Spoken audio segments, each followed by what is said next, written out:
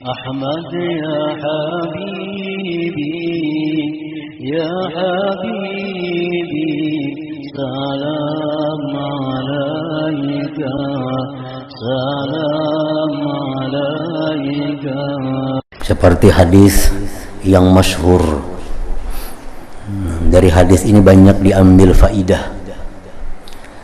Abu Hurairah radhiyallahu anhu berkata, kami berjalan bersama Rasulullah sallallahu alaihi wasallam di Madinah. Lalu kami liwat, ujar Abu Hurairah nih, kami liwat ada dua kubur. Lalu Nabi kita berdiri di samping dua kubur itu. Kami pun berdiri di sekeliling Nabi. Tiba-tiba ujar Abu Hurairah, wajah Nabi itu berubah dan bergetar, kelihatan getarannya dari lengan baju beliau. Kami bertanya, wahai Rasulullah, ada apa dengan engkau? Rasulullah menjawab, apakah kalian mendengar apa yang aku dengar? Sahabat berkata, apa itu wahai Rasulullah? Rasulullah menjawab, hadzani rajulani yu'azzabani fi kuburihima azaban syadida. Ujar Nabi, dua kubur di hadapan kita ini sedang disiksa kedua-duanya dengan azab yang bersangatan. Fi dzambin hayyinin, pada dosa yang sebenarnya inting.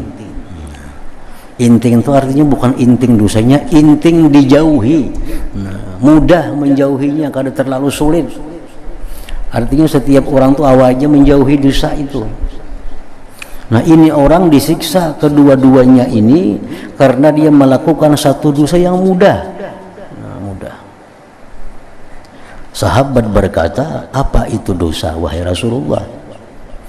Nah, yang satu ini, jar Nabi, dia disiksa di kubur dengan siksa yang pedih karena dia ini tidak hati-hati buang air kecil. Kada hati-hati bakamih mana aja. Kada hati-hati bakamih itu sehingga mencurat ke situ kamari bisa, atau bebasuhnya kada hati-hati. Nah, sehingga najis. Bila najis itu maka sembahyang kena kada sah sembahyangnya. Akibat, padahal itu sebenarnya mudah aja dijauhi, mudah aja dilaksanakan. Kayak apa supaya bakamih itu jangan demikian. Nah, cuma karena ini kada hati-hati, ya akibat ini sekarang dia disiksa. Nang satunya lagi, jar Nabi, yang satunya lagi itu yu'zin nas bilisanihi wa yamshi bainahum bin namimah. Yang satunya ini, jar Nabi, ini disiksa dalam kubur ini karena menyakiti manusia dengan tutur katanya. Tutur katanya ini menyakiti hati orang, dan dia suka anjur atar. Nah, padahal itu kan wajib dihindari, apa ngalihnya kada anjur ataran itu.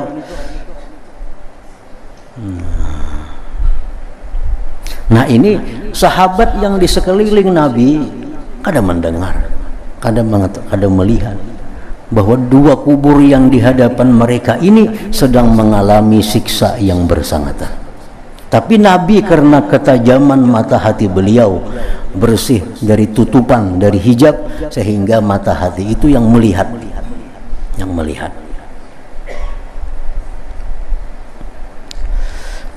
Nah, Nabi bisa memastikan, oh ini orang karena azab di kubur karena sini melihat seorang. Ini orang disiksa karena mengetahui, mendengar sendiri. Sehingga bisa mengisahkan, bisa mengatakan. Kalau kita hanya ini di kubur ini disiksa nih, kenapa garang? Ini bahari maling, kada kawan itu.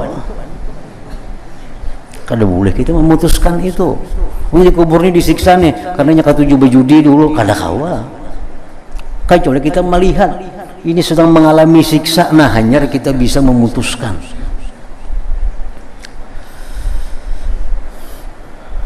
Nah, lalu hadis itu menceritakan Abu Hurairah tadi, Nabi mengambil pelepah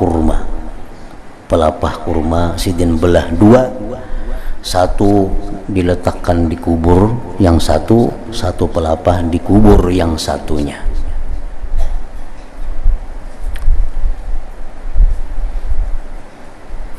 Sahabat bertanya, apa gunanya wahai Rasulullah pelepah kurma itu diletakkan di atas kubur? Apakah itu ada manfaatnya?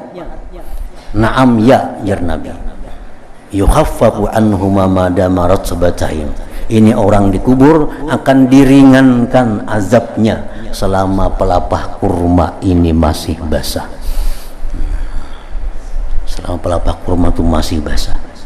Nah, makanya diharamkan kita mengambil sesuatu daun yang masih basah yang di atas kubur itu. Karena itu masih ada memberikan manfaat kepada yang dalam kubur dengan tasbih zikirnya itu. Jadi artinya pelepah kurma atau daun kelapa atau daun pisang yang masih hijau itu kalau diletakkan di atas kubur itu memberi manfaat kepada yang dalam kubur selama masih hijau, masih basah. Kalau dalam kubur ini dapat azab, itu mengurangi, meringankan azabnya. Kalau dapat nikmat, tambah dapat nikmat. Nah, apalagi manusia membaca Quran di atas kubur bayikungan makin nyaya lagi. Pelepah kurma hanya bisa memberi manfaat untuk meringankan azab di dalam kubur, apalagi manusia. Membaca Yasin di atas kubur, membaca Quran, membaca zikir, membaca salawat. Nah, oleh karena itu para ulama kita ahlu sunnah wal jamaah ini mengatakan kalau kita membaca Quran di atas kubur atau membaca zikir, membaca salawat, kada perlu berdoa sampai sudah ke dalam kubur itu. Kada perlu berdoa-doaan. Pelepah kurma aja sampai, berdoa lainnya kada. Nah, kecuali di rumah. Nah, kalau di rumah kita baca Yasin, nah tuh tuntung baca Yasin hanya kita ya Allah sampaikan pahalanya kepada Fulan bin Fulan. Kalau dia kuburnya kada perlu berdoa pun sudah sampai rahmatnya kepada yang di dalam kubur tadi. Nah, ini hadis-hadis ini membuktikan bahwa orang-orang seperti para nabi itu yang mata hatinya tersingkap dari hijab, dari dinding, mengetahui apa yang terjadi di alam kubur itu.